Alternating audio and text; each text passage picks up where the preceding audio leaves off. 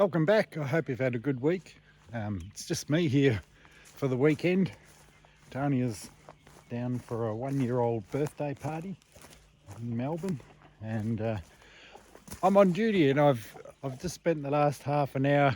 We use a couple of sieves to distribute some of the ferment around for the chickens, and did you think I could find a sieve?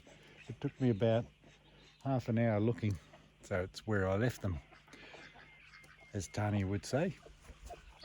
So I'm just doing the chickens. I've already done the meat birds, and now we're doing the other guys. I'll flip the camera around so we can see a bit. Miss Fuzzy Wuzzy. She gets her name because she's got a fuzzy wuzzy top. She's got her 6 chicks still in the orchard. I think it's time that she went into general population. The chicks are big enough now, and they've enjoyed the free range of the orchard, which are banned from the general population of chickens now that all the fruit trees are in fruit. And it's also giving the ground a break.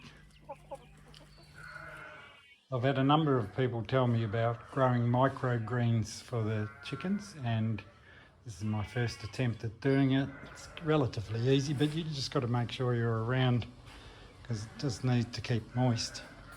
So this bed here now is 4 days old, and these ones here are 2 days old, and you can see all the little bits of wheat have germinated and shooting down roots. So, and then in another day or tomorrow I'll start another one, so we have a succession of plantings going, and I'll just work it out from there. But a bag of wheat goes a long way. Tania will not be happy. The ducks have got into the berry patch and they're stuck in the netting, the silly things. I'll have to go and let them in. But today I'll put another wire on the bottom there where they're getting through, and that hopefully will stop them, or at least slow them down and think twice about it. I better get this duck out. It's stuck in the net. Oh no, she's out. Oh, you silly duck. Run straight into the netting. I can't see that black netting.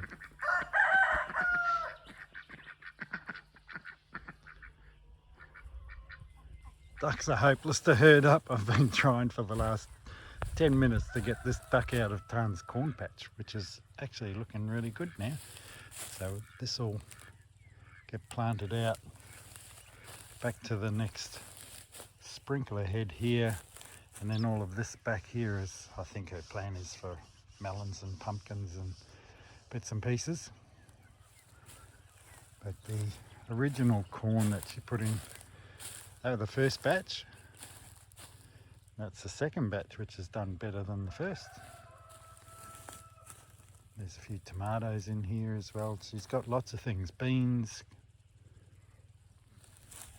Those Jerusalem artichokes are looking really good, so that's mainly for pig feed. I don't like them, they make me fart. And then on the other side here, we saved quite a few yacons, and they're now starting to come up. I think we put about 13 or 14 yacons in here, so that'll be interesting to see them grow. And the pretty pink flowered plants there, they're a radish that we sowed in here as a cover crop. We're just letting that go to seed for the bees, and that'll just self-seed itself. So it's looking quite nice down here. These little side-by-sides are amazing, diverse little machines. I'm glad I got it.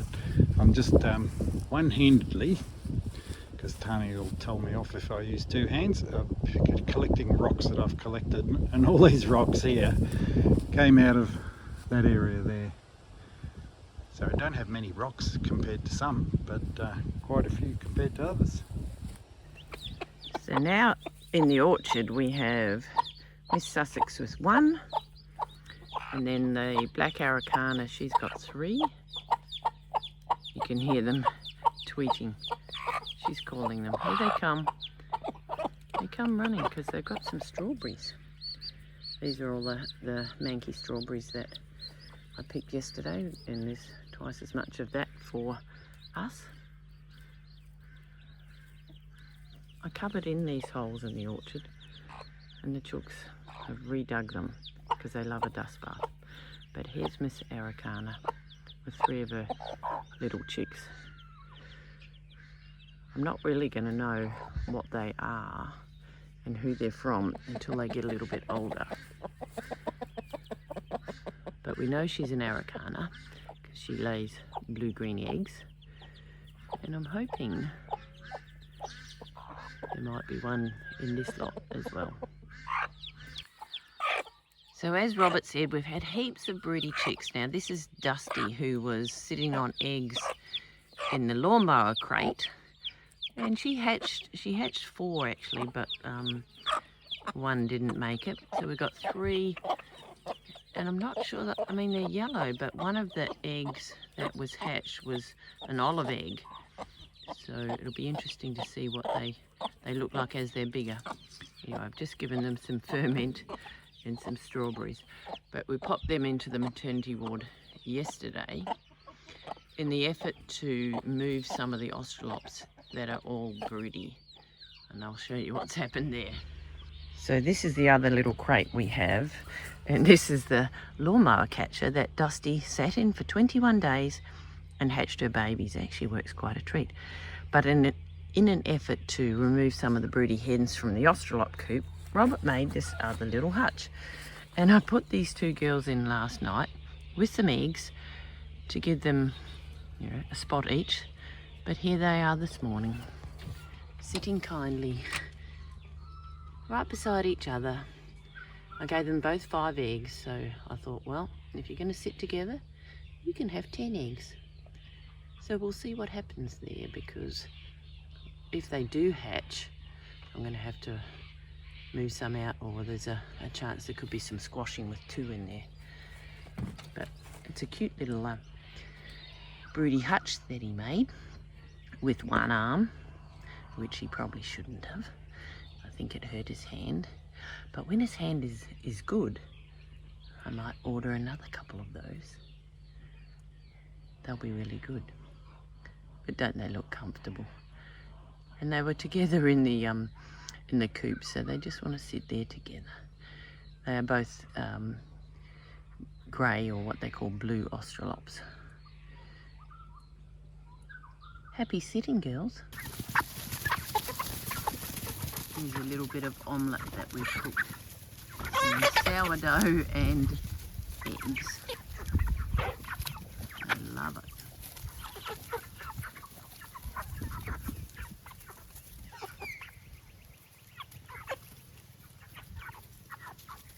Seven weeks and 1 day. I've come down to the cows with a little bit of some garden greens that I'm pulling out. Just a little bit of a special treat. We're 2.5 weeks out from summer, and we haven't had any rain in spring so far. Doesn't look like we're going to get a lot, so we're pretty dry. Just got to do the best you can. So I'll give these to the girls. The girls are enjoying that. And Tex, of course. They quite like silver beet, don't you? Bit of lettuce, but silver beet and any broccoli left over they love. Enjoy, girls, and Tex. So until next week, thanks for watching, and we'll see you back on the farm.